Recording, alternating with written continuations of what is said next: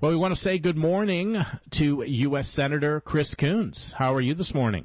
I'm doing fine, Jeff. It was a very late night, but woke up to some very good news from Georgia. Oh, most definitely some great news for America's Democrats, and very promising news for President-elect Joe Biden, Vice President-elect Kamala Harris.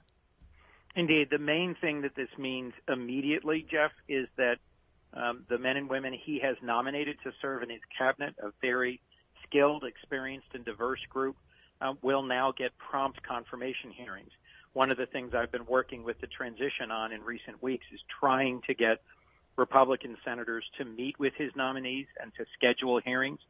That had been a very slow-moving process because President Trump has indulged himself for several weeks in conspiracy theories and refused to recognize the election. That has really slowed down the transition. This will speed it up. Well, Senator, you're in Wilmington this morning. You're about to leave for Washington for Congress's certification of the presidential election. I am. And frankly, I'm encouraged by the number of Republicans who are speaking up forcefully against what a dozen Republicans are planning to do in the Senate today, which is to continue to support President Trump's unfounded theory that somehow today they can overturn the results of the election, disenfranchise tens of millions of American voters, and reverse the results of certified elections. I'll remind you, Jeff, there have been more than 60 lawsuits filed in federal and state court all over the country, all the way up to the Supreme Court, challenging the results of the last election. All but one of them have been thrown out for lack of evidence, for failure to state a claim, for lack of substance. The only one that the president and his advocates won was a minor case in Pennsylvania that affected 100 votes. So case after case, state after state, the results have been certified by both Republican and Democratic governors. And what we are doing today should be a simple what we call ministerial act, where the vice president opens the envelopes, reads them aloud, and we recognize the results of the election.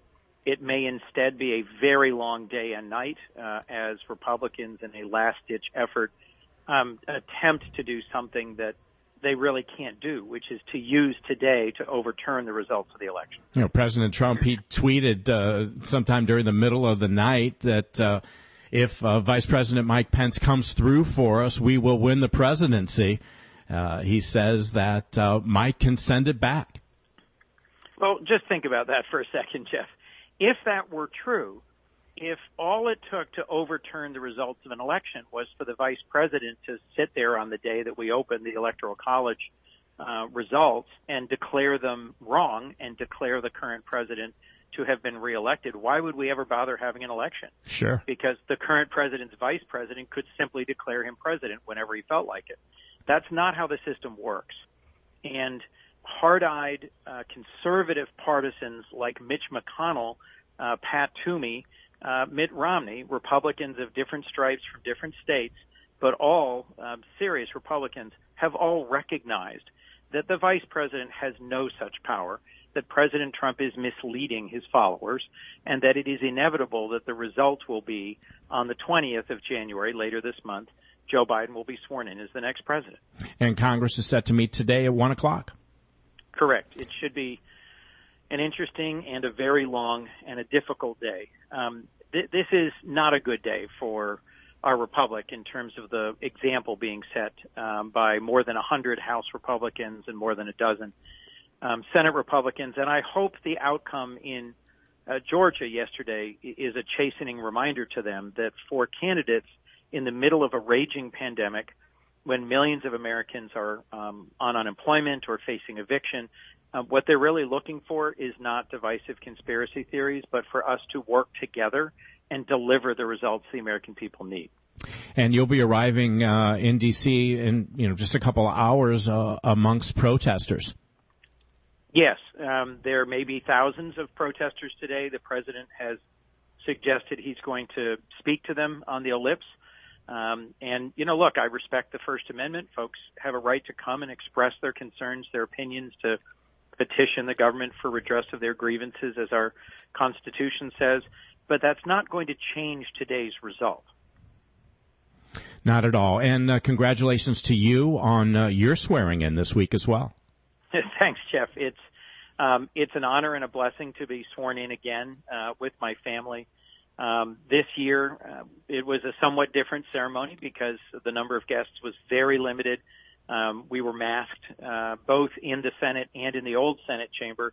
Because you're not allowed to take pictures in the Senate, we then do sort of a reenactment in the old Senate chambers. So if you've seen the photographs that my office put out, yes.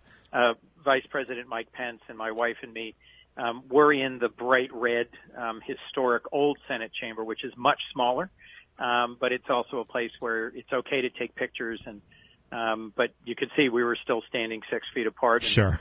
the Vice President was very gracious, and getting sworn in again with Senator Carper escorting me was a great moment. That's great. Well, if we can end on a positive note here, besides the voting in Georgia, the Stimulus Act that was finally passed and signed is a good start to getting money in Americans' hands and soon into our businesses.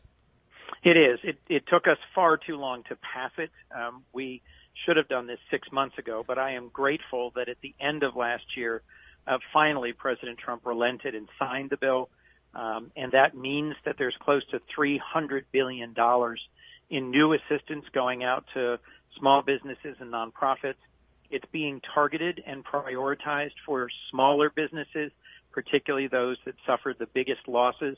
That's going to have a big impact on places like Rehoboth, where stores, restaurants, hotels really took a beating this year, and I'm hopeful it will save millions of businesses and help people get back to work, help our economy restart. There's also lots of other provisions that support extended unemployment, speeding up vaccinations, daycare costs, schools, hospitals. The main thing that wasn't there was support for state and local government. We are going to have to go back and try to get that done in the month ahead. Very good. Well, U.S. Senator Chris Coons, good luck today. Hopefully it's not another late night for you, but we'll definitely be keeping an eye on it. Thanks, Jeff. Great to be on again. Take care.